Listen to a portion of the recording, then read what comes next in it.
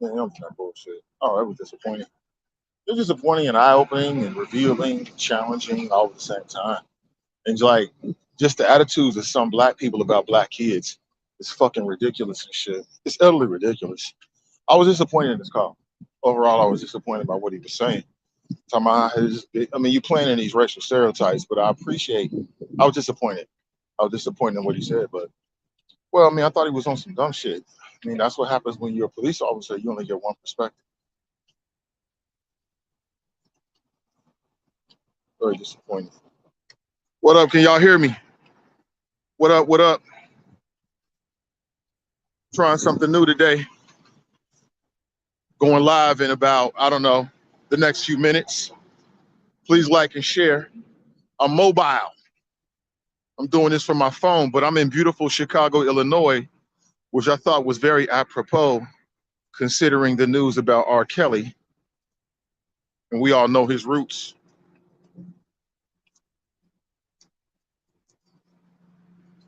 So I figure I'd take y'all with me.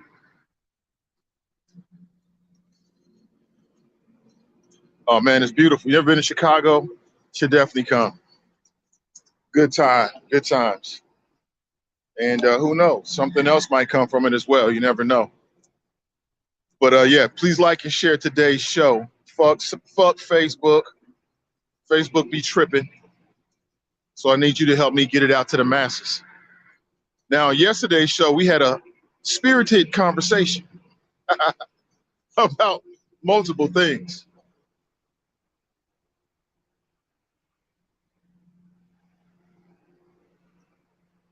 I'll put the cam up in just a couple of minutes, looking for a good spot.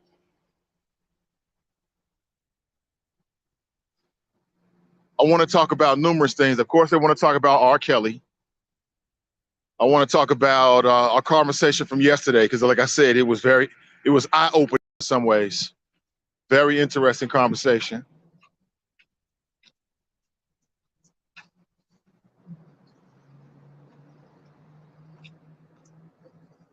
Good morning, Rise and Shine Choppers. Good morning to you.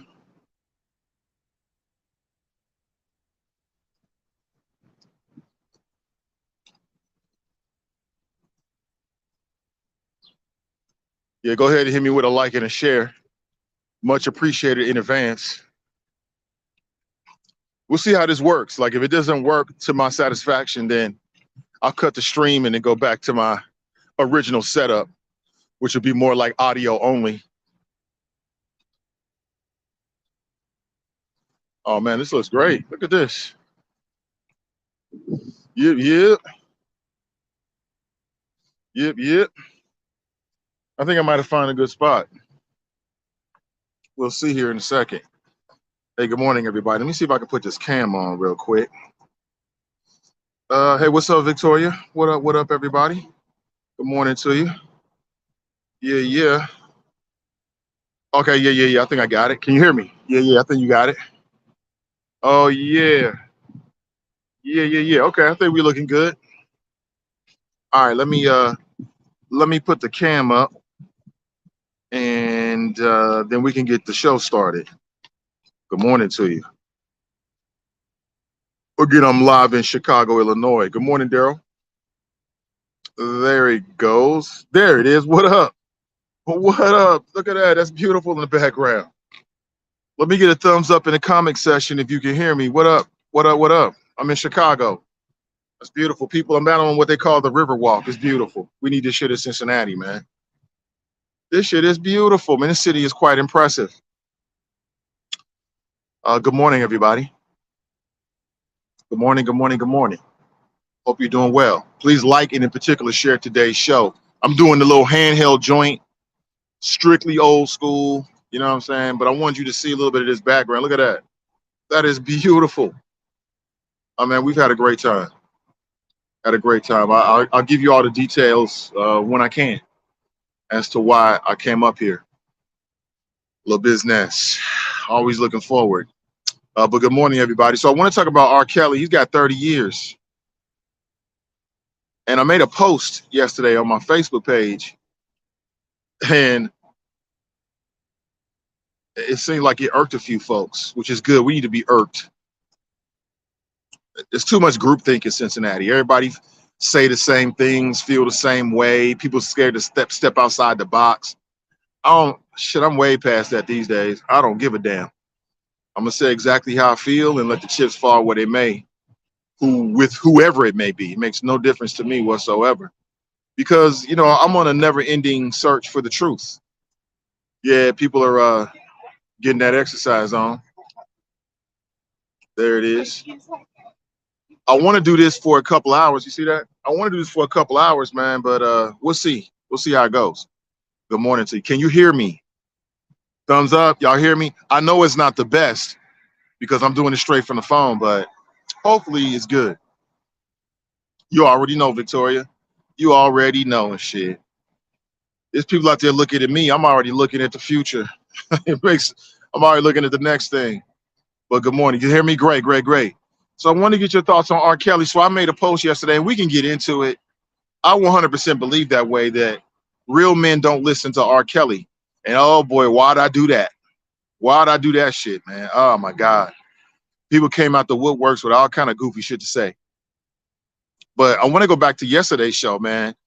So yesterday we ended up rocking for about 3 hours talking about that situation with those children, the children who were selling water.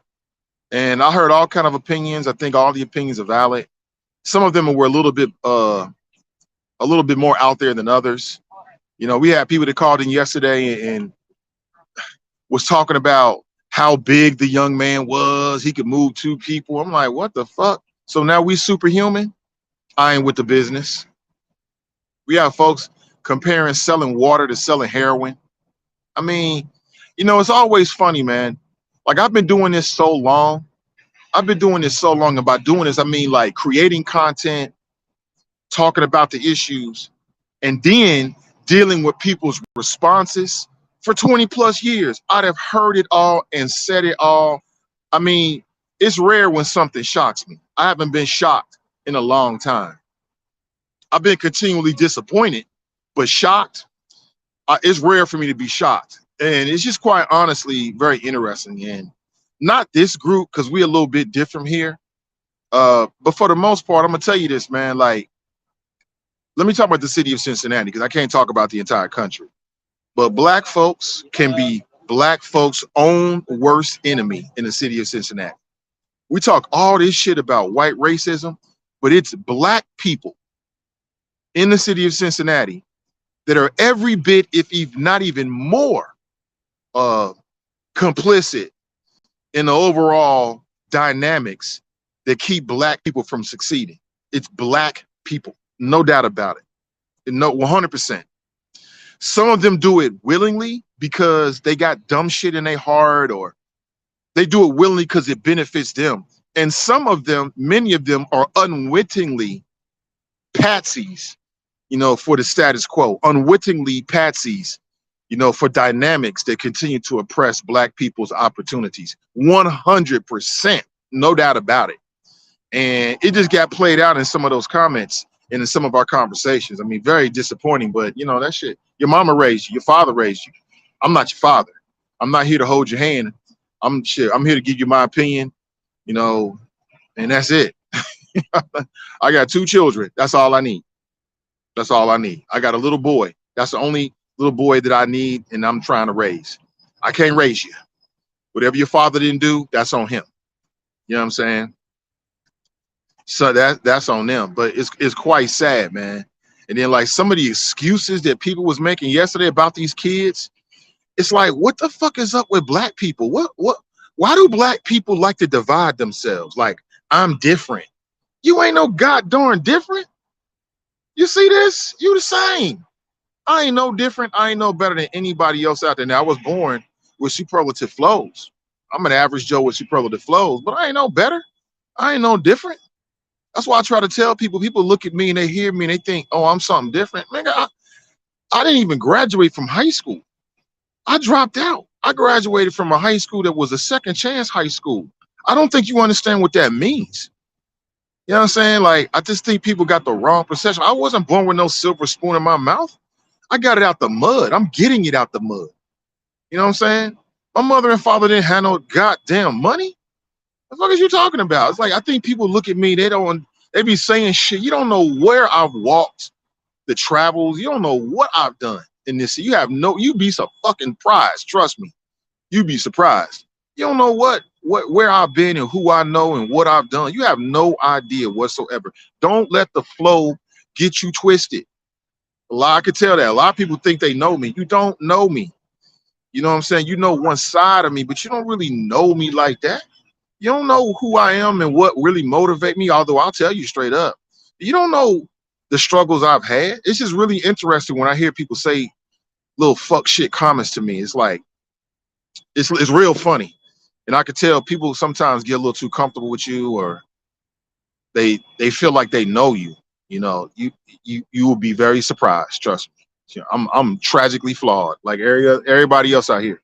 Difference between me is I don't give a damn. I don't care. You know what I'm saying? The sun is rising. I'm in Chicago on the Riverwalk. I know many of you probably traveled to Chicago before. It seemed like a very appropriate spot, considering I want to talk about R. Kelly. I don't give a damn. I hope R. Kelly gets exactly what he deserves, whatever that is. Real men don't listen to R. Kelly, period. Why? Because a real man has standards. A real man is concerned about more than what makes him feel good. You know what I'm saying? I'm gonna keep listening to R. Kelly. You keep doing that. To me, it says something about you. I don't fuck with pedophiles and sex offenders. I don't do none of that shit. I ain't messing with Roman Polanski. You name them. I ain't messing with none of it. It's a whole wide world of music out here. Why I gotta listen to R. Kelly? Now you do what you want to do. I'm talking about me. This is my opinion. You might feel differently. You know what I'm saying? To me, a real man don't fuck with R. Kelly. Period. I got a daughter. I got children. I got nieces. I got little sisters. I got a wife. You know what I'm saying? What I look like messing with a motherfucker do some shit like that because his music sound good. I don't care about that. But that's the difference between a real man and a male. And I'm on my soapbox, right? Because every man feel like he a real man. I get it. And when you say something like that, it's inherently gonna cause friction. Cool. I'm with that. It is what it is. That's my opinion. I stopped messing with R. Kelly when I saw that tape, shit, 15, 20 years ago. When I saw that tape, it was a wrap for that dude. I don't mess with him. When I was in commercial radio and I had like not even producers, but engineers and shit that was like running the boards, I instructed them out. Don't play no R. Kelly. I don't want to hear that shit. I don't want to hear no damn R. Kelly. Why? Because the music sounds so good. It's a billion songs out there. I don't have to listen to that crap. So he's on his way to jail. People talking about he's a political prisoner. We all political prisoners, quite honestly. We all political prisoners. But what I'll say is, like, it's a lot of R&B artists that create sexy music. But it ain't a lot of them that end up getting charged and convicted for charges related to sex crimes and sex trafficking. There's a reason behind that. Same thing with Bill Cosby. All these mofos running around here talking about Bill Cosby and blah, blah, blah, blah, blah. It's a whole bunch of comics that like women. It's a whole bunch of comics that was dating ladies and doing all, but it ain't a whole bunch of comics that got convicted and or was on trial for rape. It ain't a whole lot of comics that admitted that they used to slip drugs in women's drinks. What I look like, I don't mess with Bill Cosby either. I don't need to. People act like, that's what I'm talking about. People act like they can't live their lives if they don't listen to R. Kelly. They don't watch Bill Cosby. It's just so entertaining. I have to watch Bill Cosby. I don't give a damn about watching no goddamn Bill Cosby. That's what I look like. My life is just as sweet. So what? He's a political prisoner, Nate. Then people start, you go to my Facebook page and check it out. I can't, like, typically I would screenshot it right now, but I can't do that right now because I'm on my phone. I'm on the Riverwalk. I might walk around a little bit because that sun is catching up to us. The sun is rising. The sun is rising over the lake. Right there it is. Trying to find a good spot. There it is. What up? There it is. That's a good spot. So the sun is rising over the lake. Hold on, let me show you what I see.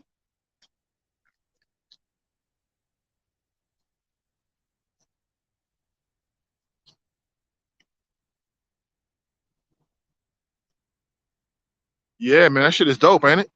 Oh my God, we need this shit in Cincinnati. Why don't we have? Where the fuck is our river walk? Where's our river walk in the city of Cincinnati, man? This ain't right. But go to my Facebook page and check it out, man. They was going in on your boy. I'm silly. It's the stupidest take in the world. One dude told me that my post wins a prize for like the most unthought through post. So I sent them my email address and told them to send me my prize. I put it right next to my other awards. Send it on over to me, nathansflows@gmail.com. Later for that nonsense. It's just an opinion. Nigga, god damn, mofos be all in their fucking feelings because somebody say something they disagree with. Just move on. Simple as that. I just don't get these Facebook people. There's a lot of people that masquerade like they bout it. They ain't bout it. I can see by the shit they post. Get out of here. Knock it off.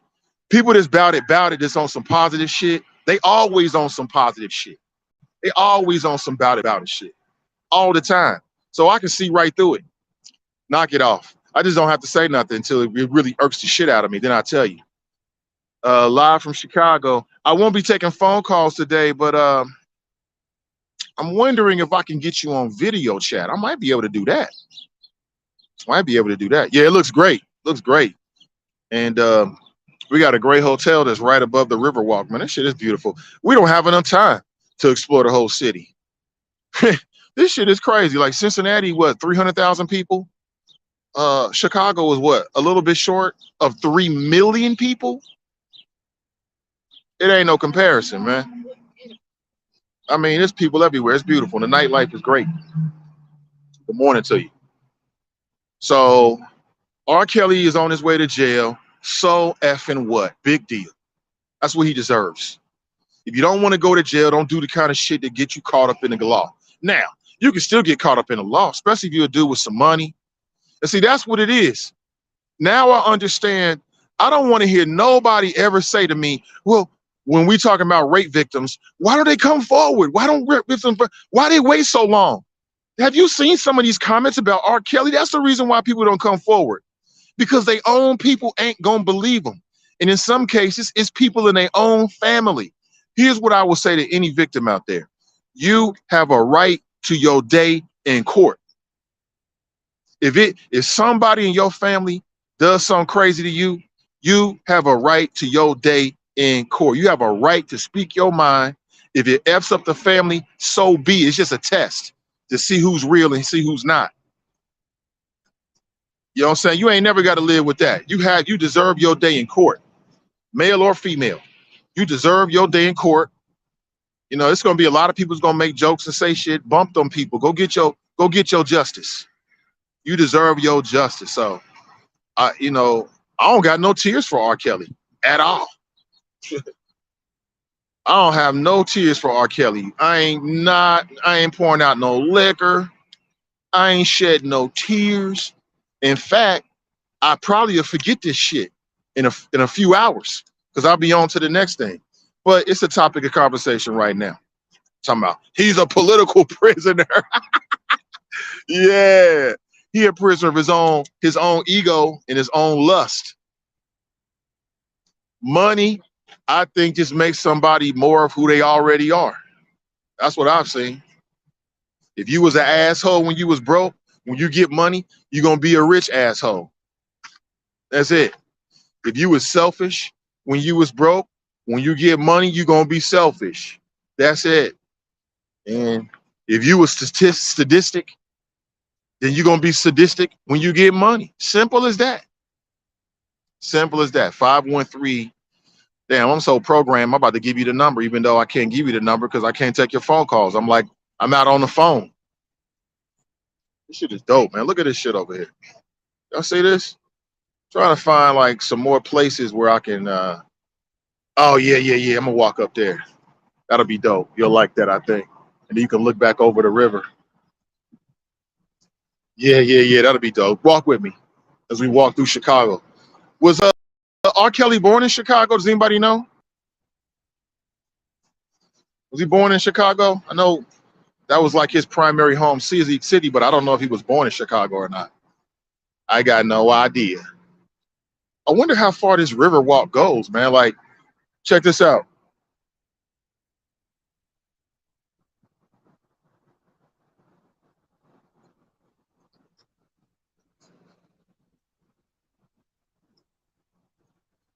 People out here getting their jog on.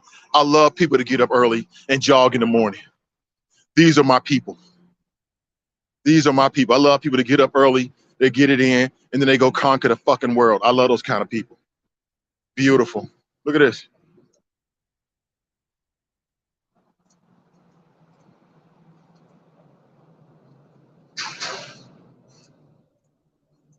Now, I was thinking about going up on this bridge here,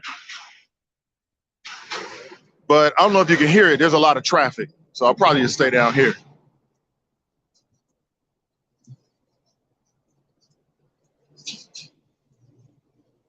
Say it with me, y'all. F. R. Kelly, period. And you can kick in Bill Cosby with that too, with his rapist ass. Creepy ass mofo. Like, what kind of man is slipping a woman a drink to have sex with her? Huh? Less than a man, that's who. What kind of man is slipping drinks? Oh, this is a good little spot right here. Check this out. Boom. Let's take a little background. I might kick it here for a minute. Yeah, yeah, yeah, that's cool. Yeah, what up? He's a South Sider. Chicago school, yeah. It is beautiful. If you're on Lakeshore Drive, the Riverwalk goes for many, many miles. It can be described as longer than a motherfucker, right? Is that right? The sunrise is beautiful in Chicago. Go to the Bean. Yeah, we went to the Bean yesterday. Uh, I was not all that. I mean, it's just a sculpture. My daughter's like, we got to go to the Bean. I'm like, okay. So we go over to the Bean, and it was cool. Something to take pictures, next to that. I wasn't thoroughly impressed. Not by the Bean, but by the city itself. Oh my God, this is my kind of city right here. I love the hustle and bustle, all the traffic, different people. I guess probably people from all over the world, especially where we are right now. There's like a heavy cluster of hotels and shit, shops. I mean, you fucking name it, everywhere. And then like all through the city, they got these river walkways. I just don't have the time to explore it, but looking at Google Maps, it's very extensive. We've been to the pier. We've been all over actually. We've been all over.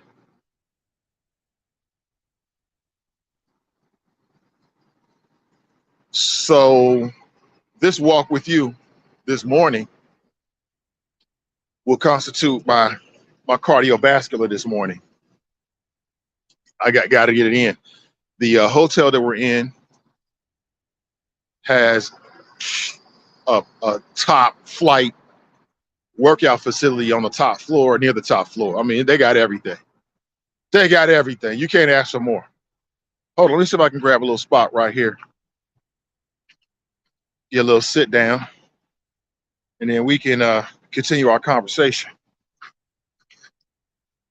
How's that? How's that? Let me see.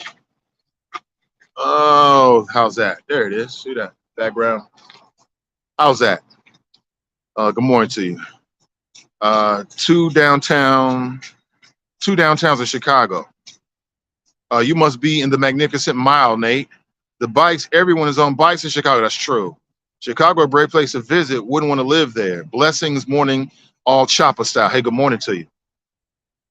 We're on the road, but I want to remind you that today's show is brought to you in part by our friends over at Wing Champ, the undisputed champion of all wings. There's a link in today's bio, in today's description, should I say, and you can hit that link You can go to their website. It's 3ws.originalwingchamp.com. You can call ahead for pickup and or delivery. And when you do, make sure you tell them that you heard about it on the Nathan Ivey Show. Help your boy out. Check them out. Oh, and by the way, while you're there for dessert, you can pick up Creamalicious brand ice cream. That's right. I know you've heard about it. Perhaps you've yet to taste it. That could be your opportunity. And on top of all of that, folks, they are Black owned. They are Black owned. Good morning to you. Good morning. Good morning. Yeah, popcorn. That's right. That's right. Yeah, I probably won't fuck with it. The restaurants have been cool. We try a little different cuisine here or there. They've been cool. You know what I'm saying? Nothing bad. I got nothing bad to say about Chicago. We'll be heading back shortly. I'll be back in the city soon. I'll let you know. Let's talk about that PG Sinfield trial just a little bit. Just a little bit with the PG Sinfield trial, because Jared Crameris, who was an aide for the former mayor, well, he helped on the fundraising side of things.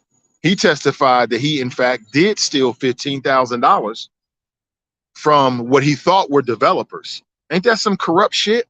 And I still can't figure out whether I believe that he actually stole it or he's just saying he stole it, because it keeps John Cranley's ass out of the fire. I don't know. But let's just go with the story that he stole the money. That's some corrupt ass shit. That's some corrupt ass shit. You know what I'm saying? Like, this PG Sinfield trial is trying to show us what we already know, is that money talks and bullshit walks. If you wanted to get in the game, you had to have some money. You know what I'm saying? Like, if you want to introduce yourself to the politicians, it's probably like this all over the world. Let's not be naive. Money walks and BS talks all over the world.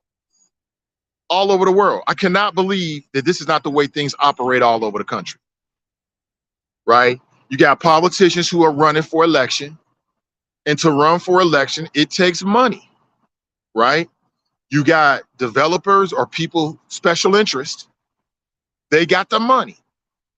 You know what I'm saying? Like, who else can afford? Like, sometimes you'll see politicians, they'll have like these dinners or stuff, and it's like $500 a plate. Who can afford that shit?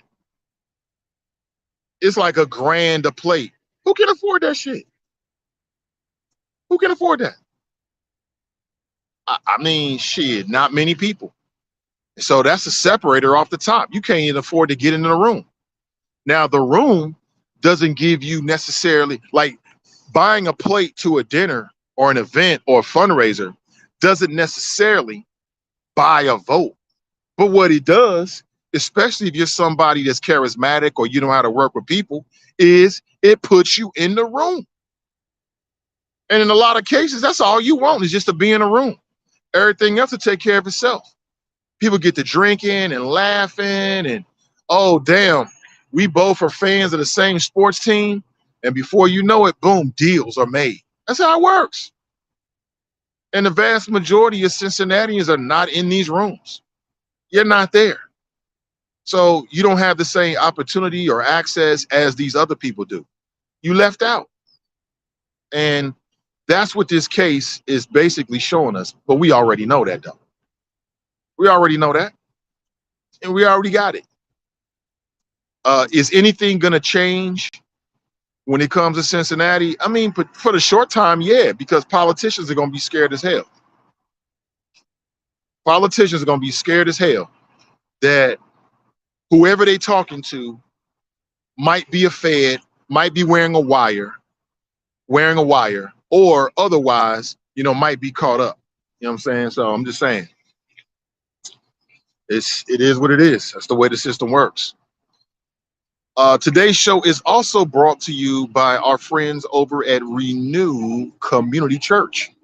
They offer a Sunday morning masterclass at 11:45 Eastern Standard Time each and every Sunday. You can watch live. Hold on, let me take that ticker off. You can watch live on Facebook, and you can watch live on YouTube. All right.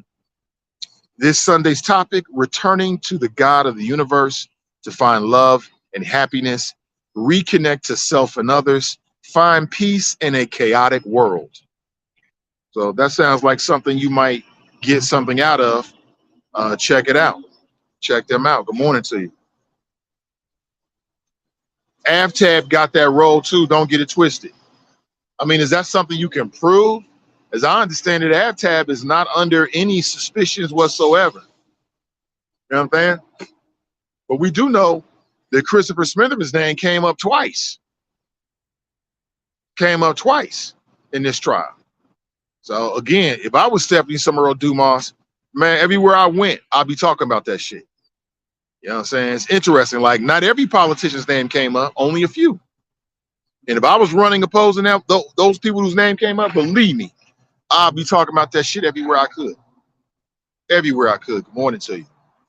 Please like and share today's show. Did we come to some agreement about the water boys of Cincinnati? I'm just so happy to hear that there's people out there that genuinely care about those children. Because a lot of people, or should I say some people, like to talk shit, but they ain't really doing nothing. You know what I'm saying? So shout out to the people that's out there actually doing some shit. I appreciate those kind of people. And I do know that there's a lot of concerned people from the community that put their arms around these kids. And that's what it takes. That's what it takes. Why is it that when some people go talk with the water boys of Reading Road, they actually respond? They actually build relationships.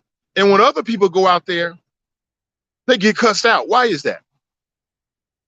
I think it's probably their approach. Like, we treat teenagers and kids like they dumb. They ain't dumb. They real smart. They know when somebody genuinely care about them, and they know when somebody don't care about them, and they can pick it up real quick. So I wasn't there yesterday. And I mean, I wasn't there in terms of when the community was trying to interact with the water boys of Reading Road. But again, just knowing human nature, I asked that question again. Why is it that when some people go talk with these youth, these young people in the community, they actually respond? They build relationships. They start to build stuff. And then when other people go out there, they get cussed the fuck out straight to their face. Why is that? It's their approach. It's their approach. You know what I'm saying? These teenagers deserve respect. They know when somebody care about them. They know when somebody don't really care about them.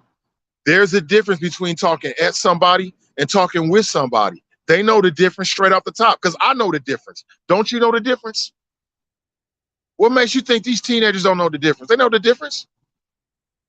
I'll say what I said again, although I got into a long back and forth with my brother O.J. Wellborn yesterday. And again, he's got all the expertise because he's a former police officer. But I'll say it again, some of the things he was saying, I ain't with the shit. I don't care who you is. I don't believe it. I ain't with it. You know what I'm saying? That's just me.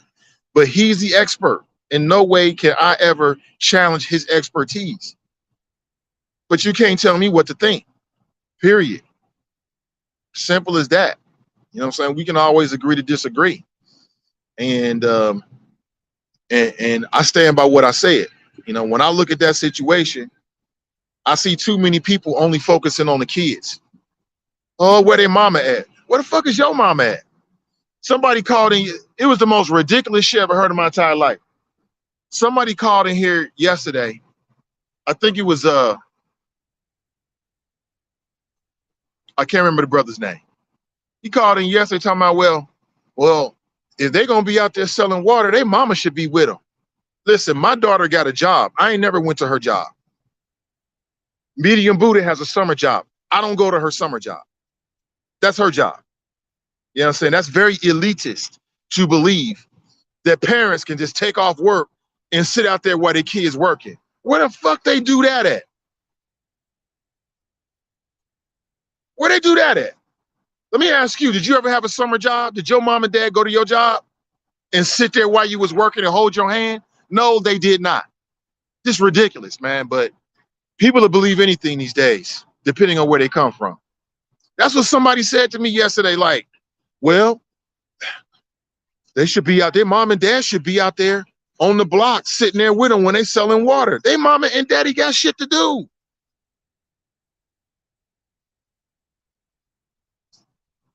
Like, people just don't see things for what they really are.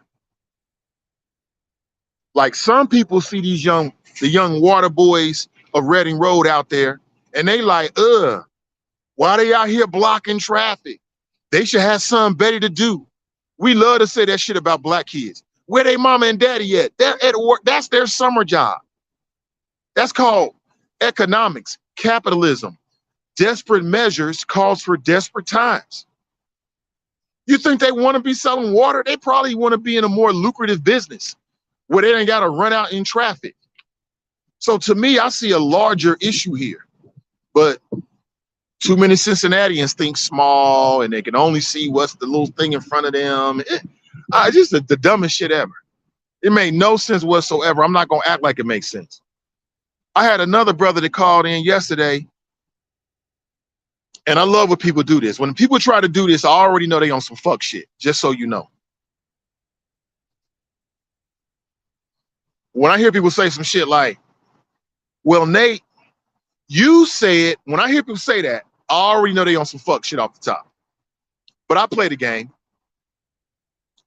So I've told the story many times before of how I've observed people selling drugs on my block. And I've called the police on people that sell drugs on my block. I sure do.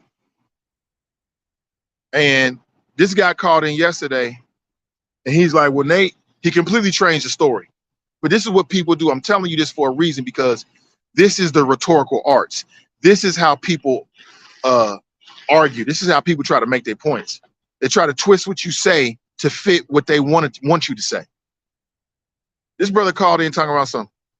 You said that if you think somebody is selling drugs, you're going to call the police on them. How is that any different than people calling the police on people selling water, on kids selling water? Huh? Number one, selling water is nothing like selling dope. It's not selling drugs. It's selling water. This guy was like, yeah, they out here selling like they selling ounces. They selling O's. See this is a black man, I think. See how black people work to further criminalize other black people? That shit didn't make no damn sense in the world. How is selling water the same as selling drugs? How is that the same? Fucking stupid. But this is what passes as critical thought. This is what people think is critical thought these days.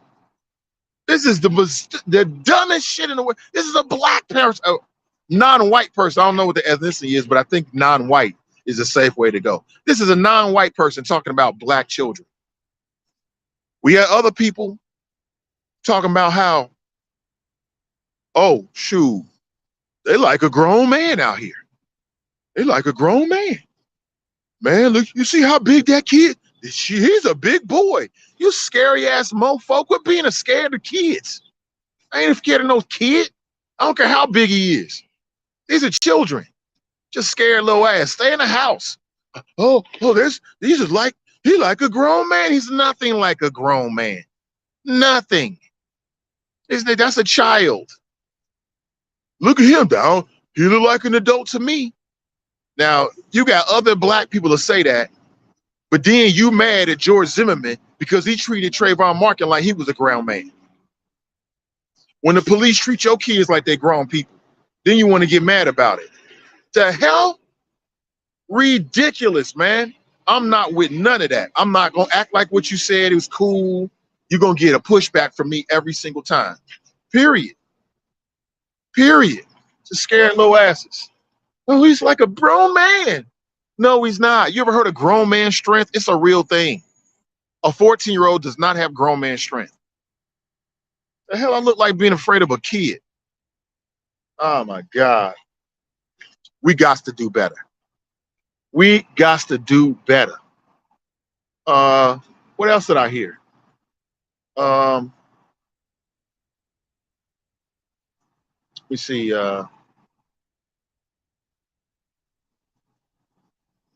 I love my brother OJ Welburn. He might be listening. That's fine. But you can't have it both ways. You can't say that there's not enough on the tape for you to make a decision about the kids, about what the officers did, but it's enough on the tape for you to make a decision, an opinion about what the kids did. You can't have it both ways. And I haven't done the homework on this, but this brother trying to tell me that de-escalation is arresting somebody.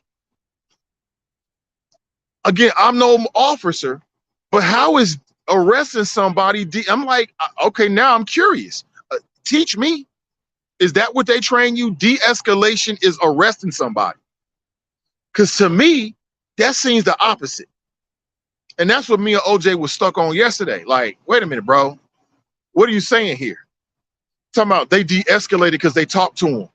Well, you got to say something to somebody. You just can't walk up to somebody and just put your hands on them. That shit didn't make no goddamn sense. And that's what I was trying to talk to OJ about yesterday. Like, bro, you ain't making sense to me. That don't make no sense. So de-escalation from the Cincinnati Police Department is talking. That don't make sense. That don't make no sense. They always talk to you. They say, put your hands behind your back. So if an officer walk up to you, you got this chaotic situation, and he walk up to somebody and say, put your hands behind your back. That's de-escalating. That's the problem. That I just can't believe that's true. I just cannot believe that's true. And again, I'm no expert, but my brain is struggling with that one. That just can't be true. And that's where me and OJ fell out a little bit. That's my brother now. We ain't never gonna fall out too much. I'm talking about on this particular issue. We should be able to disagree with passion and not fall all the way out. At least I know I can, and I believe that brother can too. But that didn't make no sense to me. Like, wait a minute, huh? I asked the brother, like, look, on this video, do you see police using de-escalation tactics? And this man told me, yeah, because they're talking to him. Huh? I can cuss you the fuck out. Does that mean I'm de-escalating because I'm talking? You just can't say nothing, just anything to me, and I'm just gonna go along with it. I'm just not that kind of person. I can't sleep at night. I'll wake up in the middle of the night like, huh? Literally, that didn't make no sense. I gotta do my homework. I admit it. I haven't done my homework. I'm gonna look deep into Cincinnati police procedures on de-escalation. I'm gonna call my friends on the force and ask them, because that I need clarification on that one. That don't make no damn sense. Talking is de-escalation. That didn't make no sense to me, but it is what it is. It is what it is. If you're wondering, Nate, you outside? Yeah, I'm doing shit on my mobile phone, and I'm in beautiful Chicago. You want to take a look? Check this out. I'm on the river walk.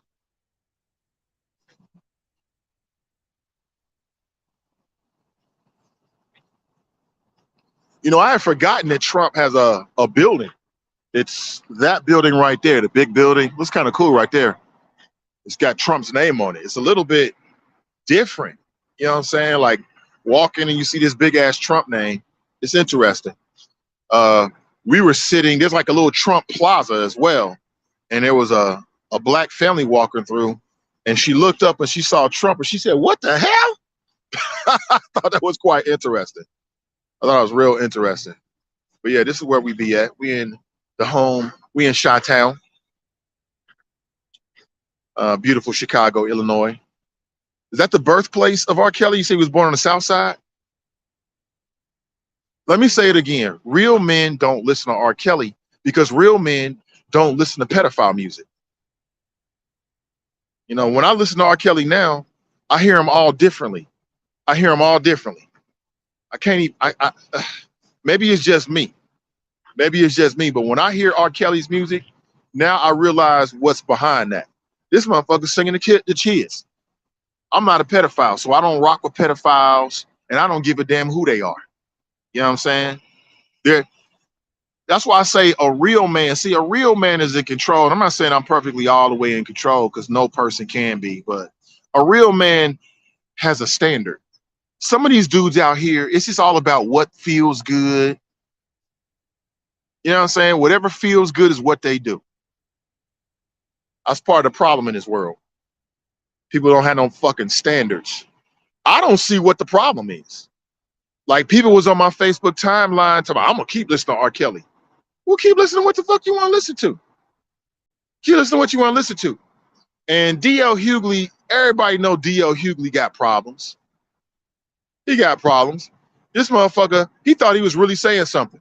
I'm going to keep listening to R. Kelly music because, well, we keep listening to the Star-Spangled Banner. Man, sit your ass down, your goofy ass down.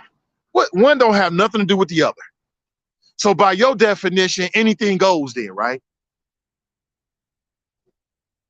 And I don't listen to, number one, I don't even listen to the Star-Spangled Banner. That's a bunch of bullshit. You know what I'm saying? Again, you can say what you want to say, but I'm on some Colin Kaepernick type shit. That's just me. And I'll dare somebody to say something to me about it. We're going to have a real problem. I do is I stand when I want to stand. I sit when I want to sit. I take a knee when I want to take a knee, period. And I don't care what nobody think about it. Just like you can do that. And I don't care what you do. Like if I go somewhere and I see somebody taking a knee during the Pledge of Allegiance or whatever they're doing, I don't say shit about it. I'm like, okay, great. Listen, give me somebody with a standard and principles and over people that don't have that any day. Any day. I just don't understand it. I just love 12 play. I love the Chocolate album. I got to listen to the Chocolate album. Oh my God. Man, that's my jam. That's your jam, really? I got to listen to the Chocolate album. Oh my gosh. We ain't got a chance. We ain't got a chance. We don't have a chance. Motherfucker, man, you look crazy. You look corny and crazy as hell bumping R. Kelly through the streets of the city. People look at you like, man, listen. Get out of here on that. I ain't with it. Let me check out some of your chat. Hey, Nate, what about those love songs by gay folks? They really sing to the same sex relationship, but they don't realize that when you listen to it. You talking about Luther Vandross? Man, don't bring Luther Vandross into this. Don't listen to Luther. Don't bring Luther into this. It's a damn shame that Luther Vandross had to die in the closet because of black people's homophobia. I'm not homophobic. I don't have a problem with gay people at all. I need more gay people in my inner circle. They bring something different to the conversation. I ain't got no problem with it whatsoever. Never have. So much in fact that people have questioned my sexuality. Nate, you must be gay. Why are you always talking about these gay people? You damn fool. Go sit your ass down. It's called rights, human rights. Speaking of which, I've been doing more research. And about this Supreme Court decision and getting deep into their legal rationale as to why they made the decision. And a lot of folks out here like, oh, well, Roe v. Wade was on shaky ground. According to who? I've heard people say like, well, there's no right to an abortion in the Constitution. Well, there's a lot of rights that were not enumerated. They call them unenumerated rights. They're not in the Constitution, but via the 9th Amendment of the Constitution, where my lawyer's at, Supreme Courts and courts across the years have found that we have rights. And one of those is the right of privacy. So I want to talk to my men out there. You got a lot of obstinate men out there that don't care about this Roe v. Wade decision. You got a lot of women out there that don't care about this Roe v. Wade decision because you feel like it don't impact you. But what I'm here to tell you is that now that the Supreme Court has done that, a lot of your rights to privacy are on shaky ground because they were built on a foundation of that Roe v. Wade decision. I'm saying I do my research. I only talk when I know what I'm talking about. I do my research. I'm telling you. So all these folks out here talking about, oh, there's no right to an abortion. Yes and no, not explicitly, but implicitly via the 9th Amendment. Where my lawyer's at, you know this to be true. Again, they're called unenumerated rights. They're not enumerated in the U.S. Constitution. Your privacy rights. Remember your boy told you, don't believe these fools. They don't know what they're talking about. They don't. Remember your boy tried to tell you. Oh man, the city is coming alive. I love, Man, listen, if I didn't do a morning show, and it don't really stop anything, but the best time of the day to be outside and work out, providing that the weather is good, is right when sunrise, right before sunrise and during sunrise. Oh, MG, it's the best. It's the best. I'm telling you, it is the absolute best. Ain't nothing better than that. Ain't nothing better than that. Where can we go? I don't want to. I'm trying to stay in the shadows because that sun is just gonna flood the camera, and I fear you, it's gonna whitewash me. You won't be able to see me. I fear. In certain states, women may have to prove that their miscarriage occurred naturally and not by some other means or risk prosecution. Yeah. Oh man, it's about to get real bad for women because we treat women like second class. See, what you got to understand, that U.S. Constitution shit, man, is it's deep. Because who wrote the Constitution? There was no women involved, at least not on the surface. Was any minorities involved? Exactly. One of the best things, if not the best thing that the framers of the Constitution did, is that they realized that the world will evolve and change and that they didn't know anything. So when I've heard over the years, you've heard people talk about, we weren't judges who are strict constructionists, meaning that exactly how the Constitution is written. Who does that benefit? White men.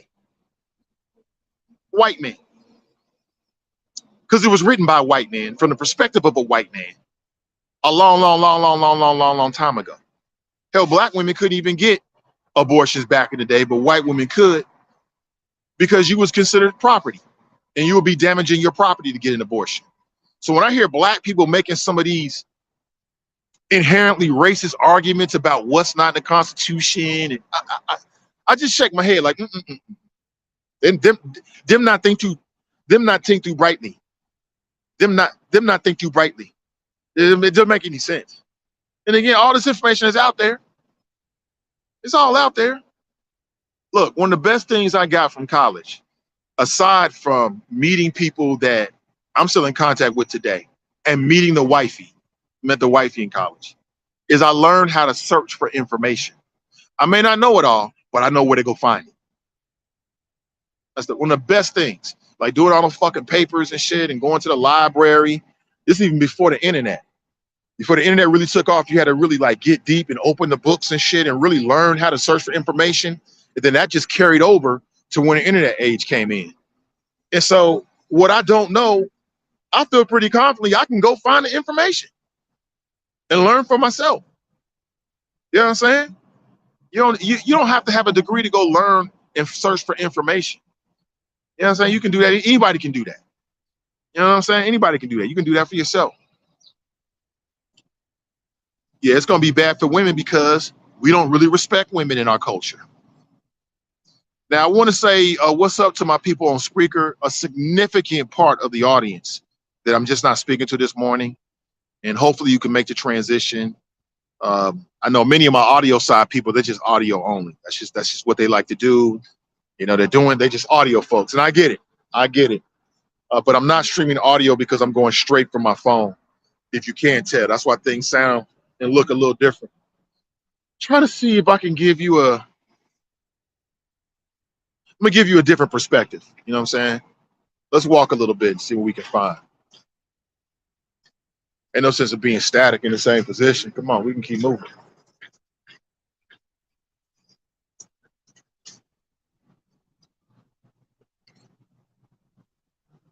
We can keep moving. Let's keep moving, people. So what I may do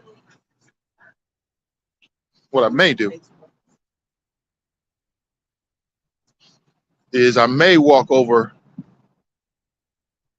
We'll see. If the sun is too much, then I won't stay in that position. But let's go check it out.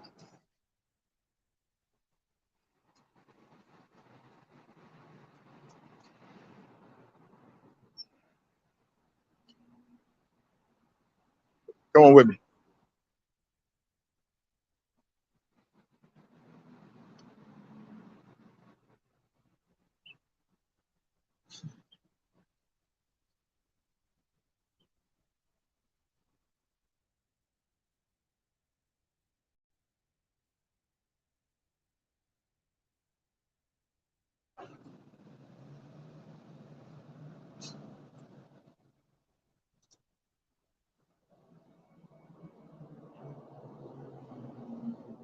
This shit is everything, man. What a great place to work out.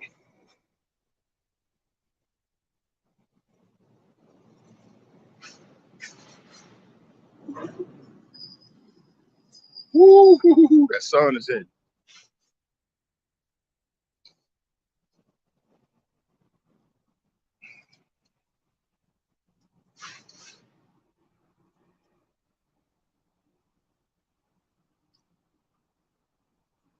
Oh, let me see if I can find a little spot around here.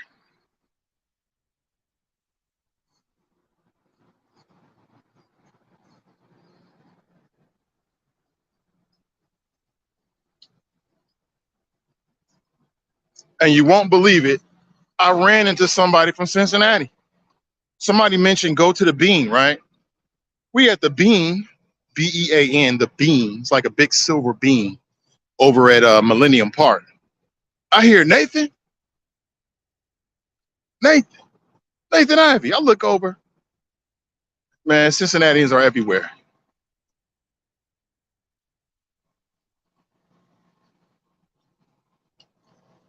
Ooh, okay, I'm gonna flip this.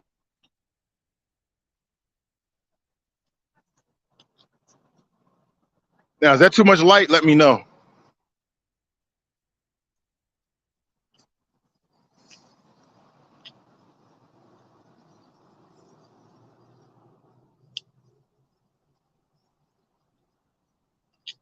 That's gorgeous right there. That is gorgeous. Y'all see that?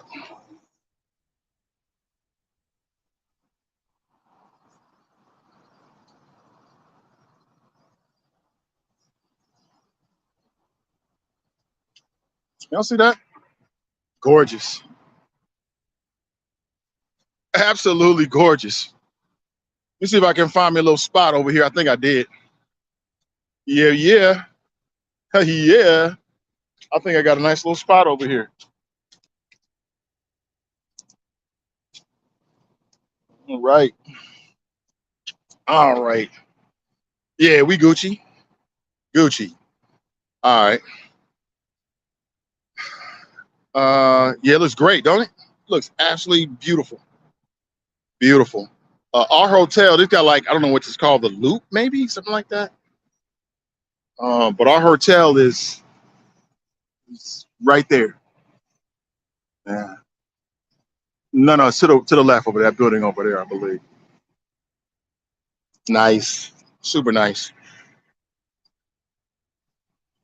Let me see if I can bring up your chat this morning. Elliot writes, "Good morning, brother. Go Steelers! Don't forget to play chess on the street with the guys that be set up." Shout out to the Spreaker OGs. Oh, absolutely, always and forever, man. Barbara writes, "Good morning, morning, Barbara. Must be a big bank of useless information. I wonder how the reporting of abortions and the HIPAA law will play into a woman's right to privacy between she and her doctor."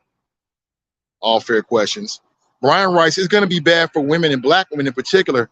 Who do you think criminality will be assigned to most heavily? Question mark. Same as with everything else." Great point.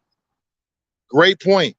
I'm hearing all kinds of shit about how black women in some of the states that have the most strict abortion laws are going to be affected. Black women, and it's always like that. Black folks is always going to bear the brunt. You know that. Ain't going to be no damn different. You already know that. Can't believe it's not meat. It's a great black-owned vegan spot in Chicago. Really? I'm gonna check that out. Yes. What up, Regina? Same old, same old. I'm live in Chicago and just going live. I was up in the hotel room. I said, you know what? It's so beautiful outside. The weather is great. Let's go outside. Let's do it from the phone. So Eric writes, "The dominant culture will support and blast the music of Elvis and Jerry Lee and Jerry Lewis, despite their sexual transgressions. Why should we erase the work of our icons? We can condemn their personal lives and celebrate their craft because it's the right thing to do. It's not really about what the dominant culture does. I don't care about what white folks do. I don't care if white folks support pedophiles. I'm not supporting pedophiles, rapists. I ain't with none of that. I'm not with none of that. I don't care what white people do. That's what I'm saying, Eric. This ain't about white people. It's about a standard. A man has a standard, right? A man has a standard. You got to live. What did Biggie say? You know, money, hoes, and clothes. All the nigga knows. You got to live for more than money, hoes, and clothes. It's got to be more than just what feels good and what sounds good and what makes. It's got to be more than that to life. You know what I'm saying? Got to have a standard. Any man that's still bumping R. Kelly is suspect, period. He's suspect. He's suspect. He's suspect in how he views women. That's what I mean by that. Any man that's still bumping R. Kelly is suspect in terms of how that man views women. I don't know if he's suspect his sexuality. I have no idea. But it says something about him. It says something about him and how he views women.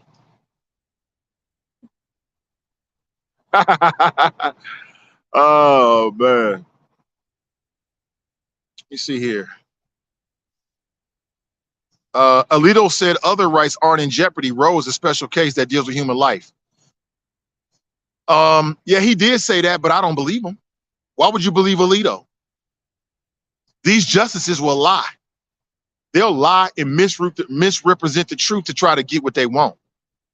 And Alito can say that, but as soon as a case comes up in which your other rights are in jeopardy, we'll see what they actually do.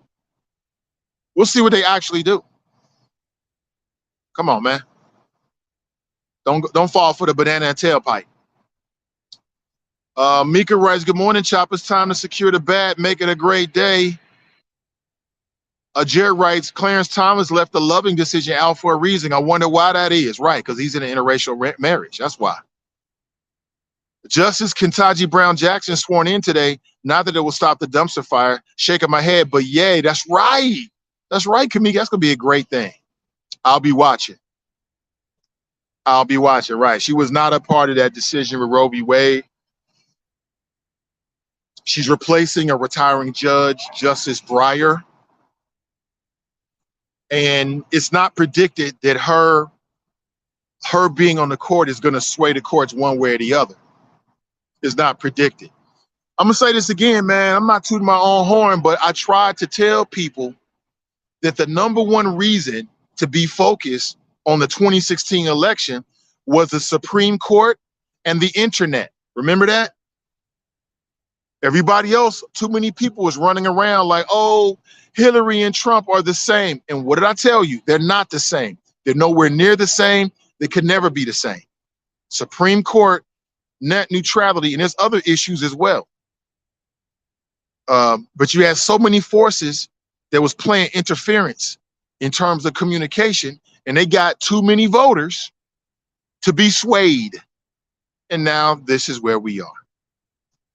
Brent writes, Miranda rights aren't in the Constitution either. Jack writes, it was way more than Luther Vandross, my brother. But listen, Jack, I'm not really concerned about this. There's nothing illegal about somebody being homosexual. You ain't hurt nobody because you were homosexual. Bill Cosby and R. Kelly were predators, and they used their power and their influence and their money and their fame to hurt people for their own pleasure. Jack, how are you going to compare that to homosexuality? There is no comparison. Come on, bro. Stop it. Stop it. Brent writes, Huey from the Boondocks was 100% correct about R. Kelly and his fan base. Oh, man.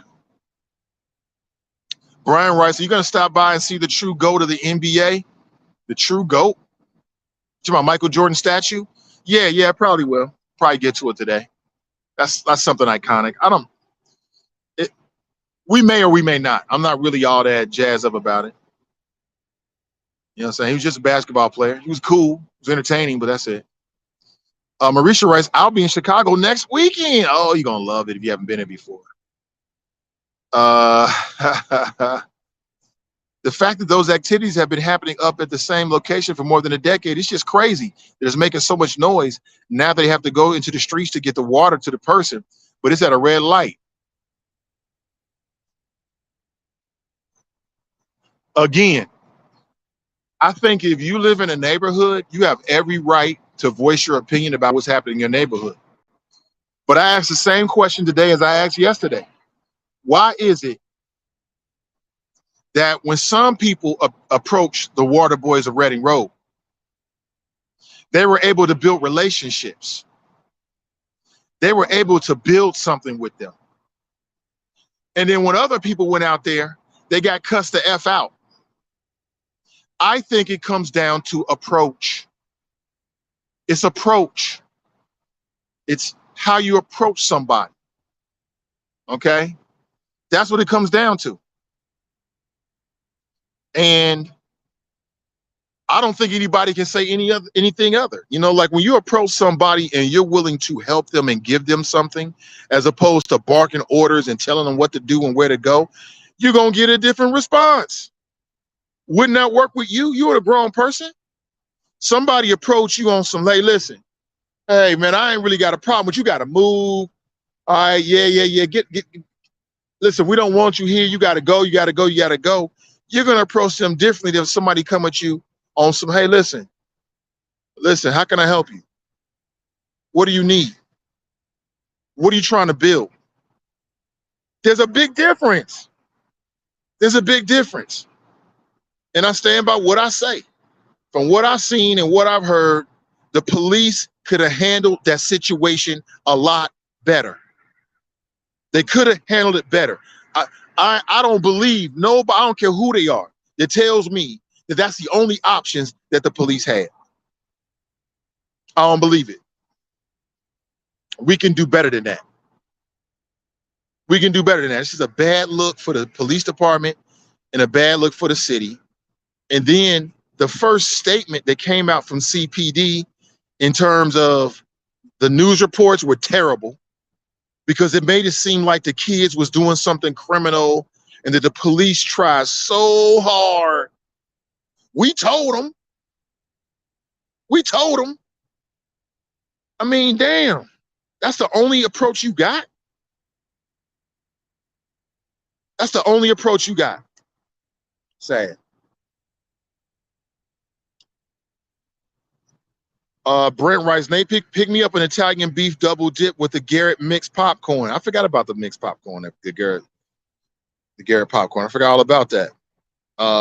Some white folks are gonna always over-exaggerate their views on you black folks. Some black folks are gonna do it too, Cleopatra. Good morning to you. Like I told you, a man called into this show yesterday, thought he was so funny, he was so smart, and compared selling water to selling ounces. What the fuck do they have in common? Nothing. How is selling water the same as selling ounces of drugs? I mean, the similarities are you're selling it, you got something, people want to buy it. That's where it ends. That's where it ends. We have people calling to the show talking about how big the 14-year-old was. The dark-skinned boy, he moving cops. Look, I'm like, what? Huh? So now the boy's superhuman? And see, that opens the door for the cops to do whatever they want to do to you, because you're dealing with somebody that's so strong. Oh, it's like being in a vice grip. That's what George Zimmerman said about Trayvon Martin. He was so strong. Literally, the man said it was like being in a vice grip of a wrestler. The man literally said that. And then you got black people saying the same shit about children? What? What the hell? Are you kidding me? Ridiculous. Utterly ridiculous. You got people in the comments yesterday talking about something. Well, they was wrong. Wrong? Wrong is subjective. Well, they was wrong then, and they're gonna be wrong tomorrow. They was wrong. I don't give them wrong. The whole damn country wrong. Everything is wrong. Wrong? The hell? I sound like Soldier Boy. Wrong? Drake? We talking about water. We talking about wrong? Huh? These are black people. In the minds of many people, you always wrong, no matter what you do. And now you want to talk about what's wrong? Oh my God. What's wrong is the lack of opportunities in this city. What's wrong is the corruption in this city. What's wrong is the elitism in this city. Let's talk about elitism. There's a lot of elitism inside the black community. Motherfuckers think they better than their brother and their sister. You ain't no different. You ain't no better. You ain't no smarter. You ain't no different. Stop it. Elitism. I would never. My mother would never let me walk out with a bonnet. So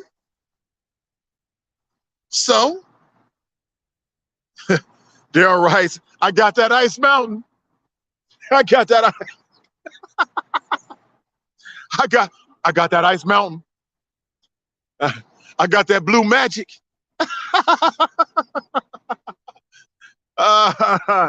That's funny. I got that ice mountain. Good one, bro. That's hilarious. I got that ice mountain. Jared Rice, if they're darting in and out of traffic, there are, hold on 1 second here. If they're darting in and out of traffic and there are multiple teenagers, that's a recipe for somebody getting seriously hurt. You're right about that. Like I said, I think there's lessons learned on both sides. I think those young people out there can learn a lesson, and I think the police can learn a lesson. Hopefully everybody learn their lessons. That's what makes the society a little bit better, hopefully, hypothetically. You know what I'm saying? It's not just one-sided. So loud is analogous to alkaline water. Yeah, this brother called in yesterday. He thought he was saying some shit too. I'm picking on him. I'm gonna definitely pull it out. Because if you bold enough to call up and say some dumb shit, I'm bold enough to bring the dumb shit you said up again. Watch what you say on this show. Watch what you don't call. Think it all the way through before you call me. Because I'm different. I might go on and on and on and on about the shit. He said, I got that ice mountain. What? Did he say ice mountain? That's hilarious, man. That is too funny. Oh, no, man.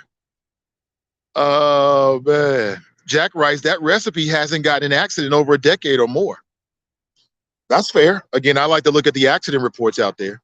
Man, listen, I don't want to hear all this bullshit about how the police care about pedestrian safety. Because if they did, they'd be issuing more traffic tickets, more speeding tickets.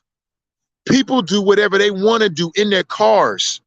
They do whatever they want to do. They go through red lights like it's nothing. They cheat the light and sit in the middle of the intersection, blocking the intersection for people that's got the right of way just because they're selfish. They go around people when people trying to make turns. They speed. They drive reckless. They do all this kind of shit. But we're going to put the weight of pedestrian safety on the water boys of Reading Road. That makes sense to you.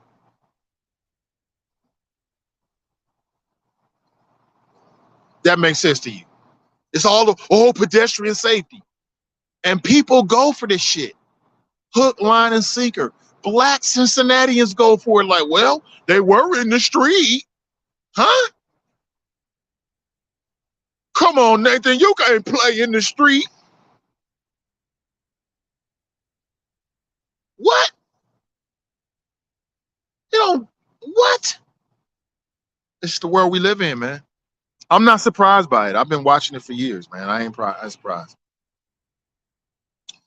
Arresting someone could easily make the situation escalate, especially the person being arrested feels like it is happening wrongfully. Exactamundo, Ronald. And that's what I was trying to tell our brother yesterday. I'm like, what is you talking about? That don't make no sense. It don't make no sense. But I do agree with my brother OJ on this, and I've said it myself before, which is you're not gonna win on the side of the road. You're not gonna win on the side of the road. You're just not gonna win that battle. You're gonna lose that battle every single time. Just chill. Just chill. And build your case through court. Because on the side of the road, all you're gonna do is make a case against you. You're gonna lose a case. I highly recommend that. 100%. Right? But we also got to understand, we're talking about children.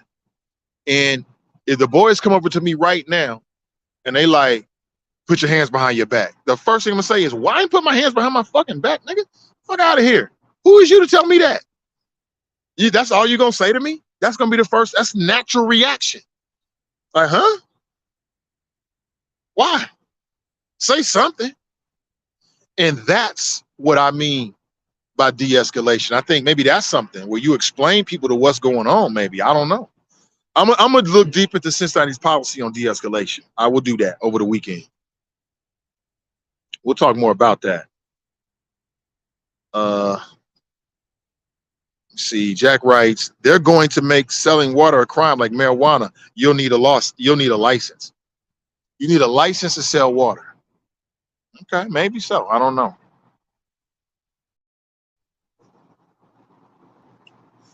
Charles writes, it sounds like he was trying to make a correlation between the selling of water and selling of drugs. Back in the 90s, cars would line up to get drugs like the water boys. The D boys were running out of traffic, serving the fiends. No, I know what he was trying to say, but some comparisons shouldn't be made because it comes with more implications. I know what he was trying to say. It still don't make no damn sense, Charles. I knew that he was trying to say that, but still, some comparisons shouldn't be made because they over criminalize the way you think about it. Selling water ain't shit like selling no drugs at all. It never will be. Unless water is scarce, then it'll be worse than selling. It'll be much worse than selling drugs. You thought people was fiending for blue magic. Shit. Let the water run out. Ice Mountain will be the #1 brand in the universe. Trust me on that. Trust me on that, because you need water to live. That's a whole different thing. Choose a better analogy. Brent writes, well, Nate, a 5'5" teenager does look like a grown man to a 5'3" medium t-shirt wearing soft middle emotional mans. You hilarious for that, man. You can get yourself in trouble. They're going to come for you. Good morning. Good morning to you. Letty writes, narrow-minded people don't have a vision for the future. Probably so. Probably so, yeah. Brent writes, attacking black teenagers and parents, but not the power-tripping police. We don't need the other folks talking down about our children. We already do a good enough job of that. Yeah, we do. We love to talk about how black people don't raise their children. We love to talk about that. We love to feel superior. And maybe that's what it is. People like to feel superior. People like to feel better than. I would never do that. I remember we had a conversation about bonnets. I couldn't understand it until maybe now. Like maybe some people feel like some women feel like you're better. You're higher class because you don't leave the house with a bonnet on. I don't mean shit. I was driving through Avondale the other day. I seen a young girl with a big old bonnet on. That's her. I see dudes with wave caps. That's him. To me, I don't see no difference. I mean, you know, where's the outcry for dudes wearing wave caps? Wear your wave cap, man. I mean, I don't care. Makes no difference to me. Hard to chill out, hostile teenagers. It's amazing how the teenagers didn't get hostile till the police showed up. They wasn't hostile before that.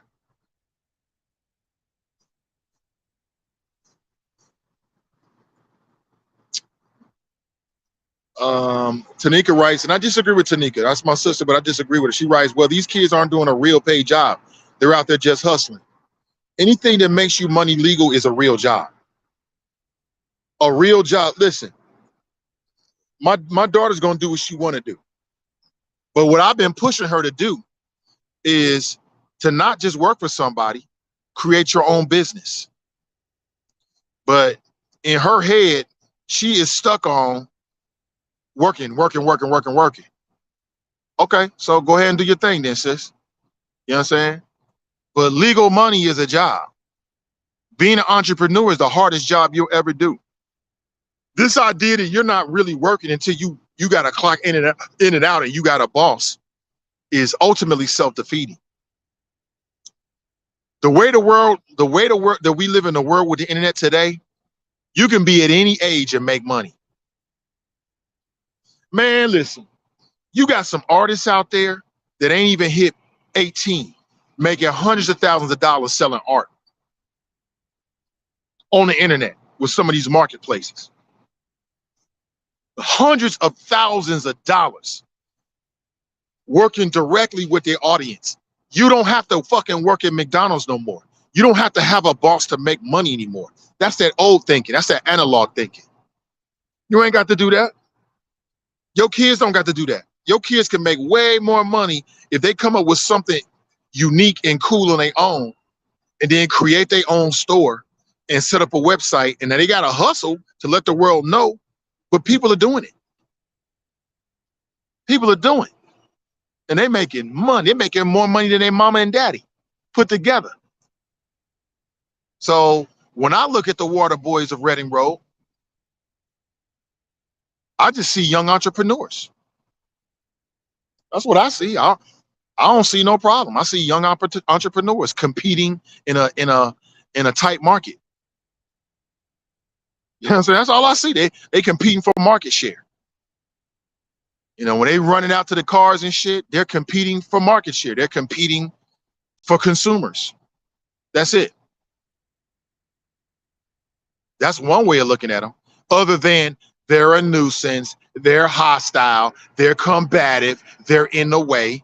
Again, I was a teenager in Cincinnati. I felt like the city didn't care about me. The only time they cared about me was they was telling me to get out the way. Move along. Why are you here? Stop loitering. Don't park here. Don't park there. Don't be in Eaton Park. Don't be in downtown at the McDonald's. There's not even a McDonald's downtown. I think it's because of the teenagers. So I can only imagine that modern day teenagers in Cincinnati feel the same way. They feel absolutely invisible until somebody do something wrong, or there's a shooting, or you're in the way. Get out the way. Move away. Can you go over here? Shut up. We don't want to hear from you. Stop doing this. You're hostile.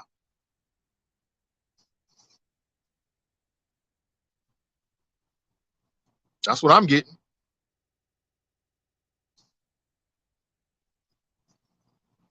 You know what I'm saying? That's what I'm getting.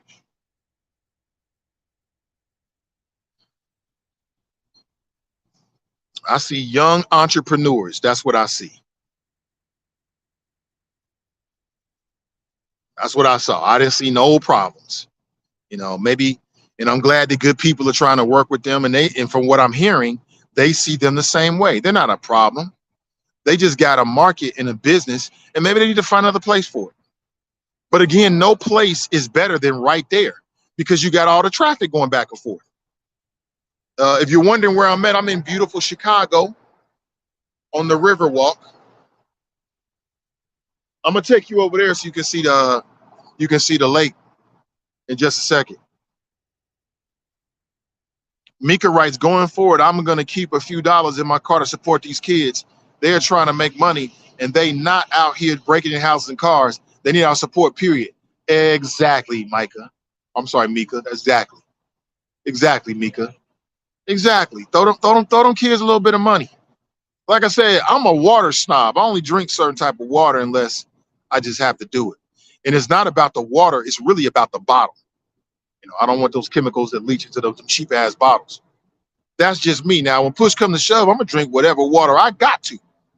But if I can choose, it's just some varieties I don't fuck with because they got that BPA. It leaches into the water. It's not good for you. I'm trying to be cleaner these days, right?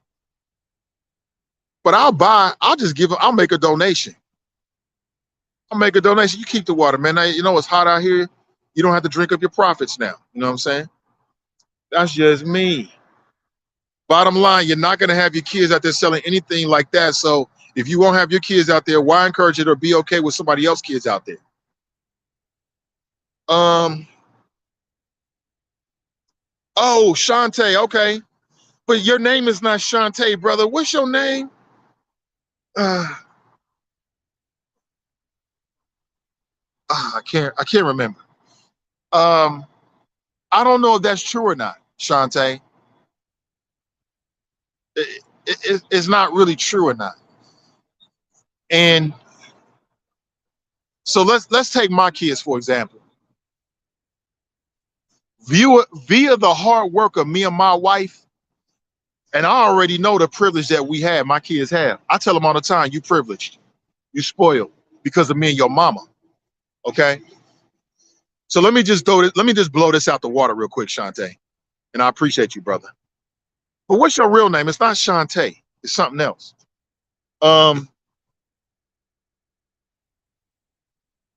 What you're saying is kind of true, but it don't really get to the point. It misses the point. So for instance, my son and my daughter, there's certain things that I had to do that they don't have to do because of the work of me and my mother. I mean, me and their mother. But the kids that got to do that, I don't look down on. So you're right. My son and daughter will probably never be in a position where they got to sell water in the middle of the street. But that don't mean that I don't understand that there's other kids that do. So your point misses. That ain't even a point about what I would let my kids do. That ain't even a point. You know what I'm saying? If my daughter decided she want to sell water, I would try to dissuade her from doing that because I think it's dangerous. And I think that'd be my primary reason why. But if she decided to do that, like, I'm just going to do this, Dad, then that's on her. But my daughter is not in a position. And again, that's where you're missing the point. You're burying the headline. The headline, Shantae, is what does this say about the opportunities in the city of Cincinnati that those kids feel like they got to stand in the middle of the street to sell water, to make money during the summertime? That's the real headline. It ain't about what I would do with my kids. You're missing it. You're trying to personalize it to make a point, and you're missing the point. You feel me, bro? You're missing the point completely. The point is, we deserve to, those kids, the children of Cincinnati deserve that the adults have created a brighter future for them, so maybe they ain't got to do that shit.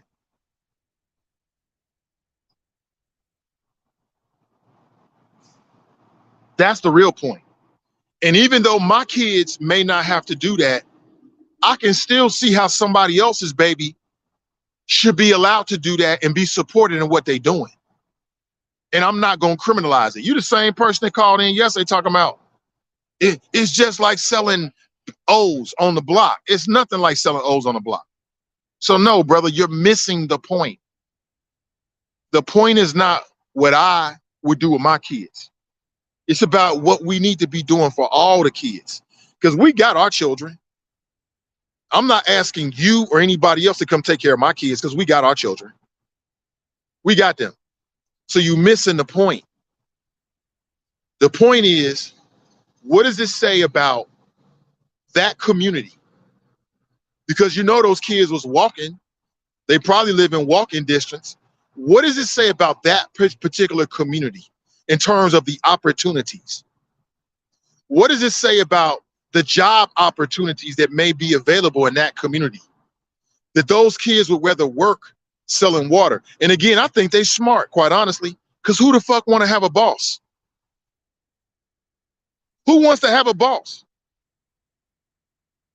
These kids are smart. They're like, nah, later for that. And you know why they doing that? Because they watching their mama and them. They watching their aunties and them come home belly aching about having a boss and going to a job and how much they don't hate it, how much they don't like it, and how much they hate it. And so they're like, well, screw that. I'm going to do my own thing. That's something that should be applauded, Shantae. We should be applauding those children because they smarter than some adults. Who the hell want to have a boss? Shit, I want to work for myself.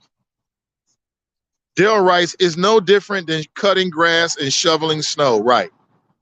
In terms of them providing a service, you're right. It ain't no difference. Ain't no difference.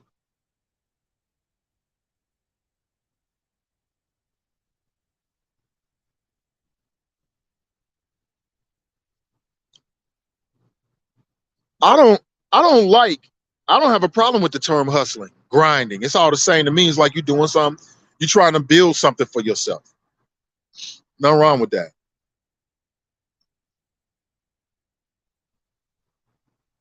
Mika writes, they sold it and oh okay, I didn't know that. I didn't know that. Great. I just remember the city had a big problem with it, with all the young people that was downtown and hanging out. That's what I remember.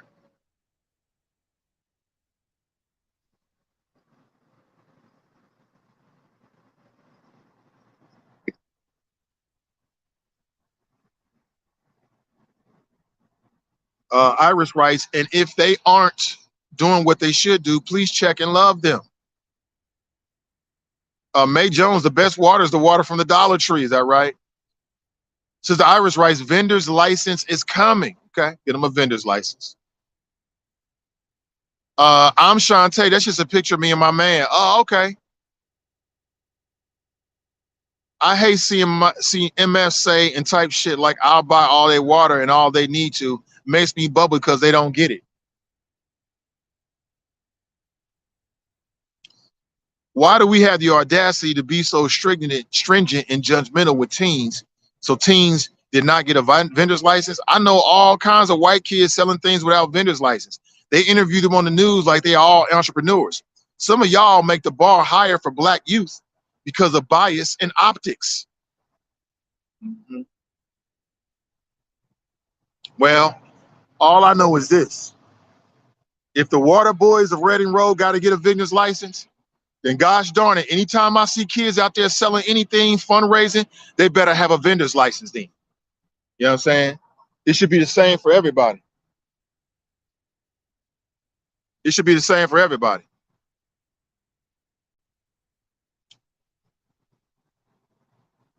You see. DeAndre writes, I could make $25 off a $5 case of water. Shit, that sounds like a tremendous markup to me.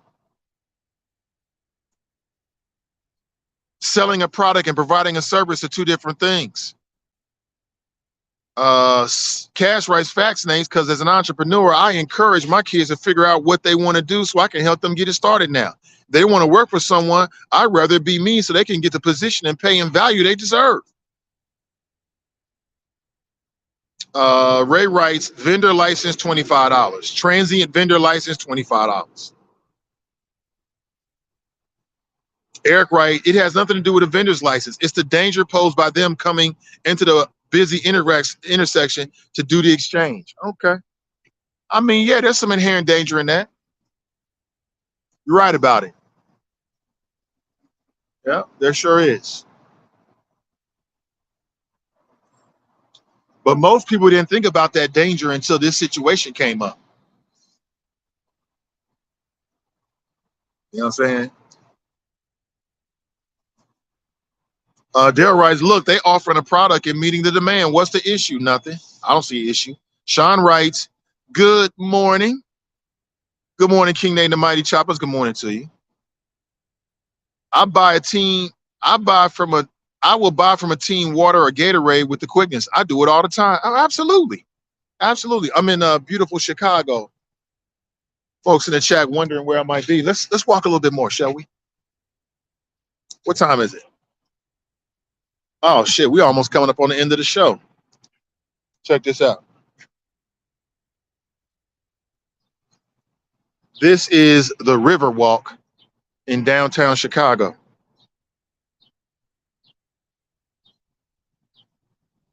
Does anybody know, was R. Kelly born in Chicago? 30 years. That motherfucker. Woo, shit.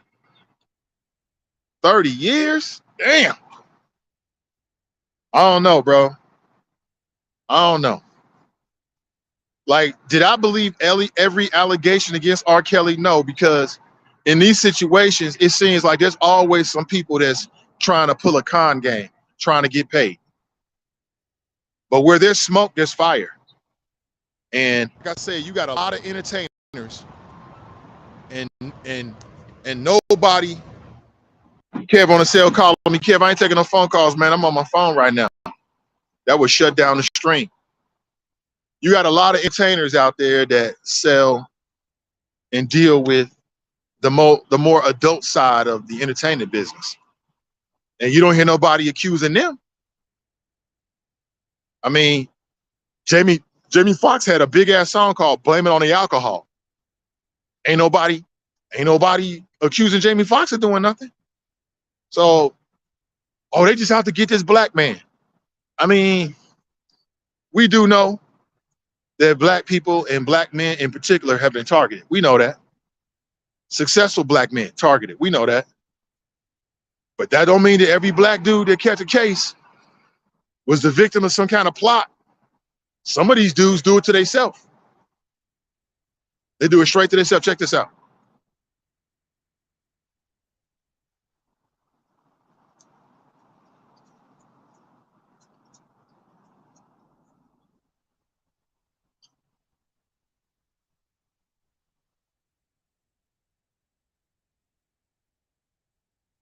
Beautiful, isn't it?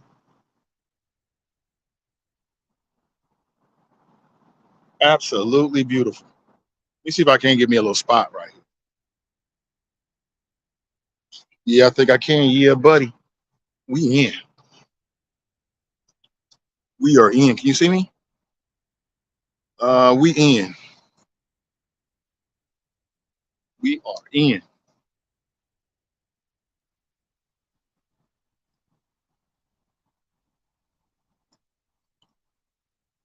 Maybe I should turn around the other way. You see that? That might be too much light. Hold on.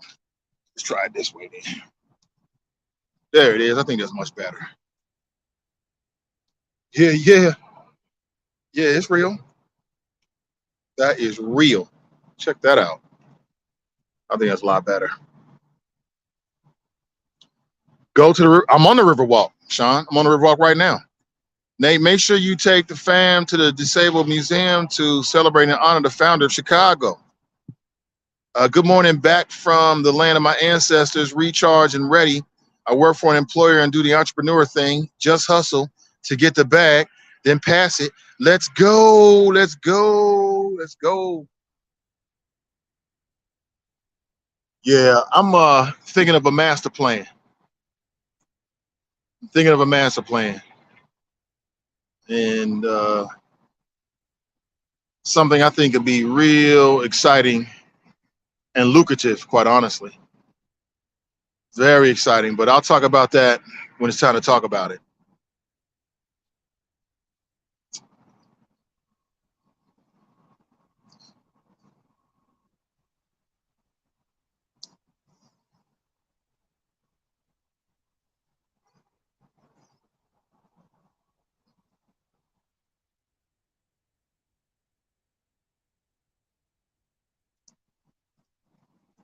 R. Kelly is from the Chi. Okay.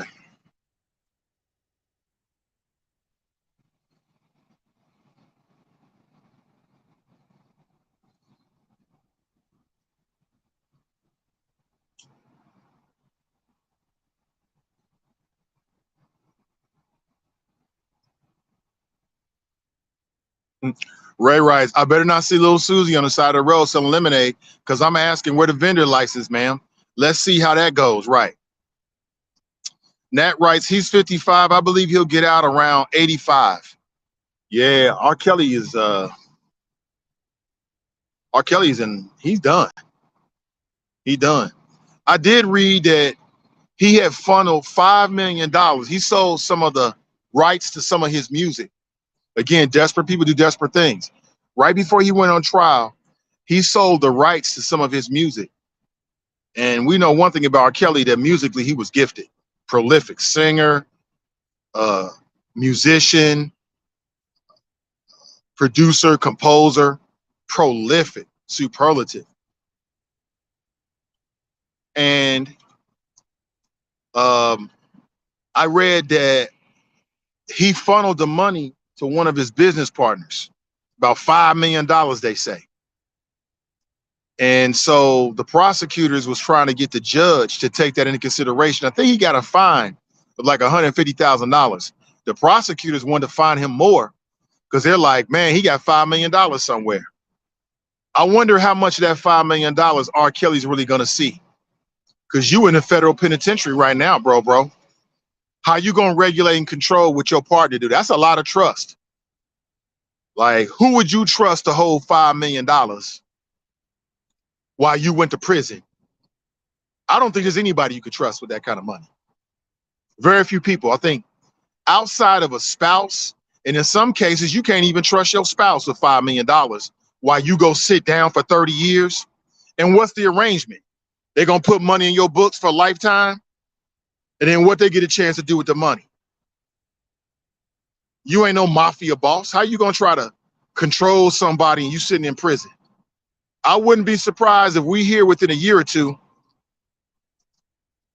that R. Kelly's so-called friend stole all his money. I wouldn't be surprised. Now, that's a I don't know, man. Because even with like somebody that loves you, they start thinking like, well, shit, I got $5 million. I'm gonna go ahead and invest some of this, and then he'll still have his $5 million, and then we can make some profit on it. Why should the money just sit there, right? People start thinking like that. They start rationalizing like, well, damn, I could take 1 million and I can flip it to 2 million. Well, shit, that'll be good for him and me. Who ain't gonna start thinking like that? And you got access to a pot of $5 million. Anybody's gonna think like that. You can't trust nobody with that kind of money. You can't start that. Philosophy writes, I got some siblings that trust me. Thinking of a master plan because ain't nothing but sweat inside my hand. Exactly. T.G. Hamilton writes, do the Girl Scouts need a vendor's license to sell cookies outside of local grocery stores? Good question. Like I said, it opens up a whole door. Like if the Water Boys of Reading Road have to get a vendor's license, then anytime I see any kids selling anything on the streets, they better have a fucking vendor's license, period. I bet they don't. I bet they don't. To me, this is just an excuse to criticize black kids because some people don't like to see black kids. Like that's an eyesore. Why they out there? So as soon as they get an opportunity to say some shit, they jump on it. You know how people are. When people want to make a move or they want to get rid of you, it's just like on a job. I was talking to Jerry Tolliver recently. Shout out to Jerry Tolliver. I wish that woman the best. I don't think I ever would have went to the Buzz if it wasn't for Jerry Tolliver. I really don't. It never would have happened because she had a larger vision and she wasn't caught up with ego. You know what I'm saying? The reason why I got that gig hosting Straight Talk Live was because Jerry Tolliver introduced me to Terry Thomas. That's the only reason why. The reason why I got my initial shot during the night show replacing Zoe Wesson was because of Jerry Tolliver. She had a plan. That's probably the reason why Zoe don't like me to this day. I don't know why he don't like her, brother. That's probably why. Caught up in his feelings about some shit that don't matter. Dumb shit. I'm telling you, man, I've just seen the real in so many different people. I've seen so much good in people. Like, I know exactly who has my best interest. I know exactly who they are. And I know exactly who owns some dumb shit. You know, life reveals all things. Never would have happened. And when the Buzz trains, they format back and forth, Jerry had a plan for me. She executed it. She came through for me every single time. Every single time. Every single time. You know what I'm saying? Shout out to people that got vision and stick by their word. You know what I'm saying? Loyalty ain't a thing for a lot of people, but loyalty is always big. I'm big on loyalty. I'm a very loyal person. If you're loyal to me, I'm loyal to you. Period. Period. You rock with me, I rock with you. Period. Not just when you can do something for me. I rock with you. Period. You know what I'm saying? When you hit rock bottom, I'm there for you. I don't turn my back on you because now you can't do something for me. But a lot of people work that way in the city of Cincinnati. Like you can't do nothing for them, they turn their back on you. But you can't do nothing for them, the way they really feel about you comes out. They really didn't like your ass. They just tolerated you because you was a means to an end. A lot of people do that shit. That's what happened with Jerry. It's fucking sad, quite honestly. Let's see here.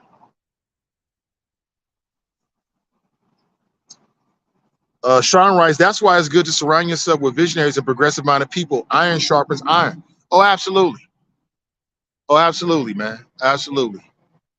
Absolutely. The people you surround yourself with say a lot about you. Say a lot about you. A lot about you. It's a lot of rat monkey snakes in this city, man. A lot of them. The motherfuckers look so good, but they nothing but rat monkey snakes. Trust me. It's very, very sad.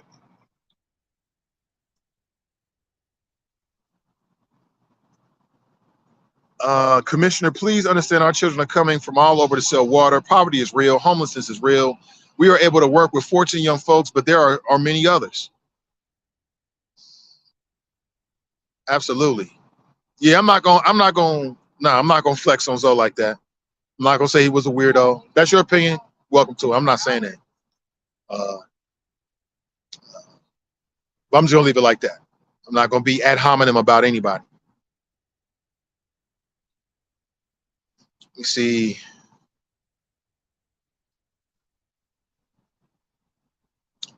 TG writes, $5 million in a moderate risk and managed mutual funds is all R. Kelly's business partner needs to do. Yeah, you're right. That's one option. We'll see if he actually does it. Like I said, you get $5 million that you holding because your friend is in prison, in federal prison for 30 years. You're not gonna spend some of that? You're not gonna convince yourself that it's okay for you to take a meal or $500,000 and start a business? You're not gonna convince yourself that when you start this business, and everybody that starts a business always has the best intentions. They always got the best intentions. They always got a great idea. They always got a good business plan. It's always gonna make sense. Nobody starts a business thinking it's not gonna work. Everybody think their business idea is gonna work. Everybody. You know what I'm saying? So you got $5 million from R. Kelly. What are you gonna do? What are you gonna say? R. Kelly already said, and his lawyer said that he don't have $5 million. So the money don't really exist. R. Kelly can never come out and say, you know what? This man stole $5 million from me. And if he does, ain't nobody gonna believe him. And you're gonna be such a good friend, you just gonna take his money and manage his money, and you ain't gonna take a managing fee. I don't believe it. I wouldn't even expect that. If I was R. Kelly, I wouldn't even ask nobody to hold on $5 million for me if I'm not gonna give you something. You know what I'm saying? I wouldn't even do that. That's beyond common sense. You know what I'm saying? You gotta pay people. You gotta incentivize people.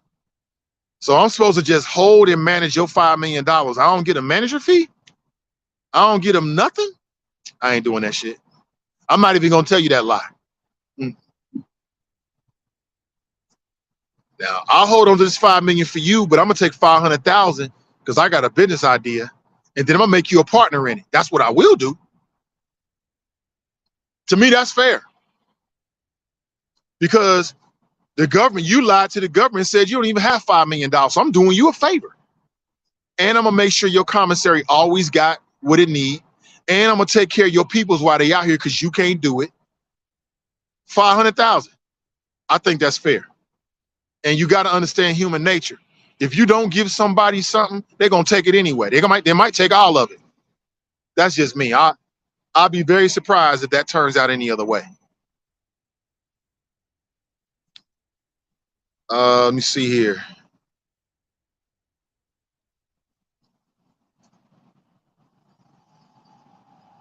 see. Eric writes, I've almost hit the Muslims from the Nation of Islam in that very intersection while they were passing out newspapers. It's dangerous. Let's encourage these kids to comply with authority. Nah, I'm not, and fight in the courtroom or file a formal complaint. They feel like they've been wrong. I think that anytime you're dealing with law enforcement, you got to fight that battle in court. When you start fighting with law enforcement on the side of the road, you're subject to get fucked up. We all know that. I would say it about kids. I would say it about children. I would say it about anybody. It's just a smarter way of doing things. Just a much smarter way of doing things, in my opinion. But I think people are missing the point, and I want to say it again. The headline of that story with the water boys of Reading Road is, to me, a big question mark about the opportunities that are in that area. Why are so many of that neighborhood? Why are so many of the children in that neighborhood flocking to sell water? Ain't no other opportunities? Where's the opportunities? That's my biggest question. Like, damn, what's going on here in this neighborhood?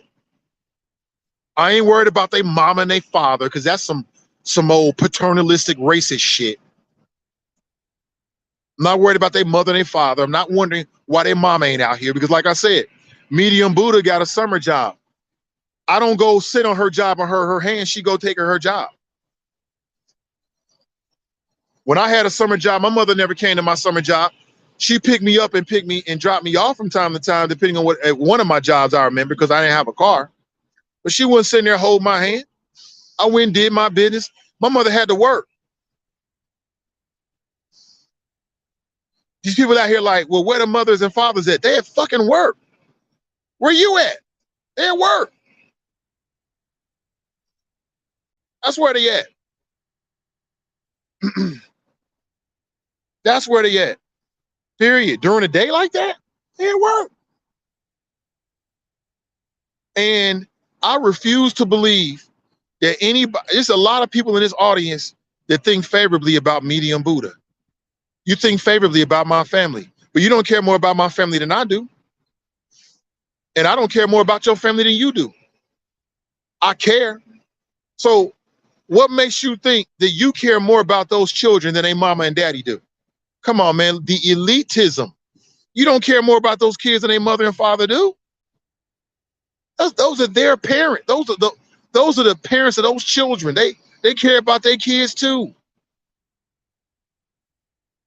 And no matter what your race or socioeconomic background, you're just as likely to be born to a situation where maybe your parents got some issues. You know what I'm saying? You know, parents caught up with themselves or whatever and whatnot. So it's a lot of elitism I heard as well. Brent writes, the only thing my mother did for me, my summer job, was take me to the job to apply and buy me my first bus pass. My mother wasn't coming to my job. She wasn't coming to my job to do what? Shit, my mother was like, boy, do you want to have some summer money or not? Do you want to get some new school clothes? I was buying my own school clothes. When I got to be a teenager, I had to buy my own shit. My mother didn't have it like that. Like I said, I had to get out the mud. I'm not no silver spoon kid. Everything I ever tried to do in my life, it automatically worked. My father coming in with suitcases of money. That shit, nobody bought my first car. I had to buy my first car. I had to go in debt to get a car. You know what I'm saying? Don't let what you see now, how I sound and come across, fool you into thinking that I'm something different. I'm getting out I'm one of those cats that gets it out the mud and understand that whole process. You know what I'm saying? People always talk about the high schools. I graduated from Peter H. Clark Academy. Do your homework. Every student there has some kind of issue. Most of the dudes in my high schools was dope dealers. And they caught charges as youth and had to leave school because of it, and therefore was too old and didn't feel comfortable to go back and get a diploma. They had to go to Peter H. Clark Academy. That's the school I came from. Damn near all the girls in the school I came from had children and had given given birth to a child or children at a young age, had to step away from school, and therefore went to Peter H. Clark Academy as a second chance to get a diploma. That's the school I came from. Do you understand what that means? So when I see some of these comments, I'm like, you just don't even know who you're talking to. You have no idea. You have no idea. You know what I'm saying? You can't tell me shit about Cincinnati. I know all about the ins and outs every day. I go everywhere freely. I don't think shit else about it. Been in the back alleys, down on Green Street when people was afraid to go on Green Street. I was down there doing whatever fuck I was doing. Don't worry about what I was doing. You have no idea. You have no idea. So when I get these comments from people, sometimes I'm like, oh shit. They just don't know they don't know who they talking to. You have no idea. You have no idea. I'm here to tell you. Just don't know. Look at this shit.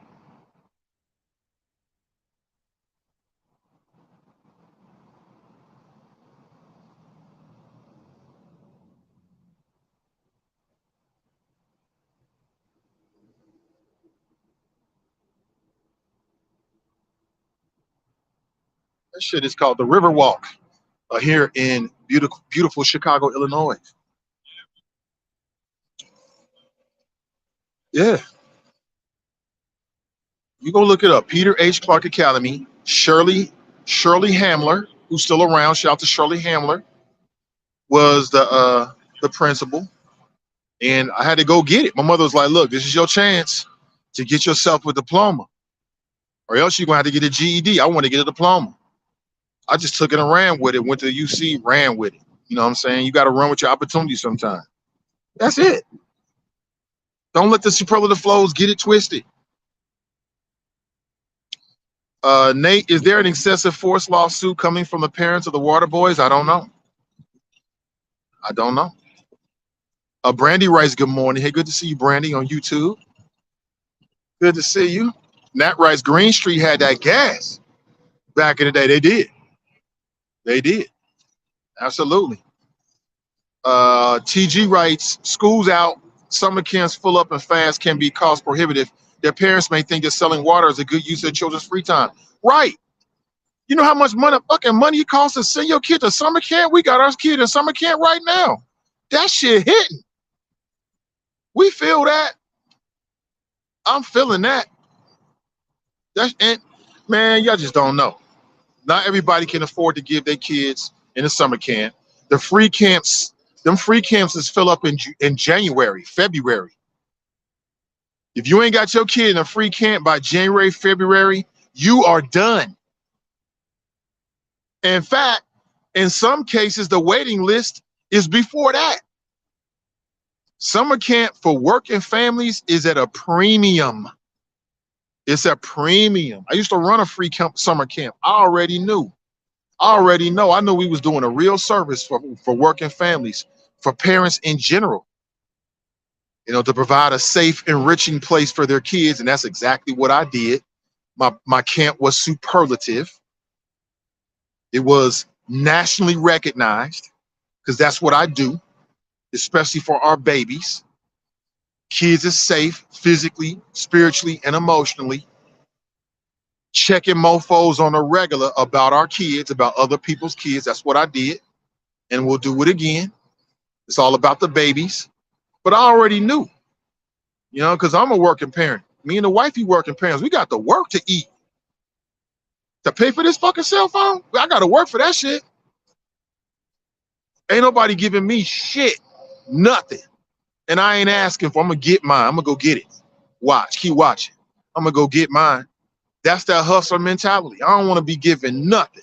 Just stay the fuck out the way. I'll get the rest out of it. Who don't feel that? I know you feel the same way. So when I see these young kids, the water boys are Reading Road, I look at them the same way. I look at them the exact same way. They're trying to go get it because ain't nobody giving it to them. And because I ain't giving it to you, I'm not going to get in their way and try to criticize them and go overly criminalize them. I ain't going to do that. Shit. Yeah. Miss Herring writes, Miss Hamler is cool people. Yeah. Yeah, Miss Hamler. I remember her. She was a great role model. I always liked her. I liked the way she carried herself. When I was in high school, I liked the way she carried herself. Graston writes, sounds like you went to the modern day Doane Community High School. I don't know about Doane Community High School, but you might be right. You might be right. Yeah, shit. Life ain't easy. Life is not easy. My life has not been easy. My people was not easy on me. Not at all. I had to go get it. And I had to go get it the right way. You know what I'm saying? Simple as that. Still going to get it. Graston writes, the opportunities have now hiring signs, which are everywhere. Well, Graston, you're not being fair. And oh, by the way, I'm looking at, man, I got 9% on this, folks. I got to make a move. Got to make a move. So I want to remind you that today's show is brought to you by our friends over at Renew Community Church. They do a Sunday morning live stream. It's a masterclass. You can tap in at 11:45 Eastern Standard Time. You can find them on Facebook, and you can find them on YouTube as well. All right, check them out. Check out Edna Howe, then check out the Sunday morning masterclass. Today's show is also brought to you by our friends over at Wing Champ, the undisputed champion of all wings. They're out in Sharonville Road. Check them out today, this weekend. They are Black owned, and you can pick up your Creamalicious brand ice cream. I've yet to enjoy it, but I'm gonna be heading out when I get back to Cincinnati, and I want to check it out for myself. I've read so much about it. I want to support that brand. I want to support Liz and what she's doing as well. But check out Wing Champ, all right? Have an excellent day, my friends, and I'll be back with you before you know it. I'll be back with you and better than ever tomorrow morning. All right, check out the live stream and have an excellent rest of your day. All right, I'll talk with you real soon. I got to make a move. All right, may the flows be with you. Right, until next time, I'm Nathan Ivey, and I'm out.